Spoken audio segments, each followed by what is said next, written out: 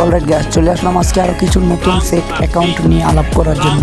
So প্রথমে আসছে নাইম আলম, যার কিন্তু ইউটিউব এবং টিকটক কোনো জায়গায় কিন্তু নাইম আলমে এখনও পর্যন্ত কোনো টিকটক অ্যাকাউন্ট বা ইউটিউব অ্যাকাউন্ট নাই। চলে যাই আমরা জ্ঞানের স্ক্রিনে।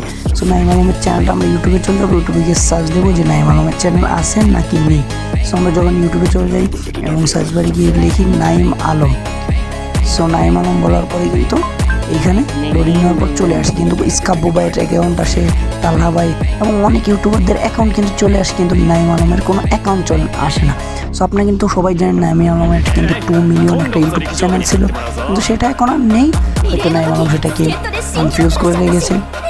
যেটা এবার আমরা তার টিকটক অ্যাকাউন্টে চলে যাই, যেখানে সে এত বড় ইউটিউব চ্যানেল রেখে কী করে টিকটকে ভিডিও আপলোড করে। সেখানে আমরা যদি নাইম আলম লিখি তাহলে কিন্তু দেখা যাচ্ছে এখানে অনেকগুলো চ্যানেল চলে আসছে, যেখানে একটার ভাই কি বলবো ভাই, একটা 1,77,000 ফলোয়ার আর একটার 1,42,000 ফলোয়ার। তো আপনারাই বলেন এই নাইম আলম কি সেই নাইম আলম ভাই?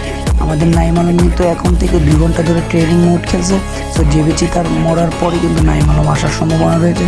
তো সবাই ভালো থাকবেন, সুস্থ থাকবেন, আল্লাহ হাফেজ। আর সবাই নাইম আলমের চ্যানেলের দিকে লক্ষ্য রাখবেন, যে কোন টাইমে নাইম আলম আসতে পারে। আর সবাই আমার জন্য দোয়া করবেন এবং সাবস্ক্রাইব করে দেবেন। আল্লাহ হাফেজ।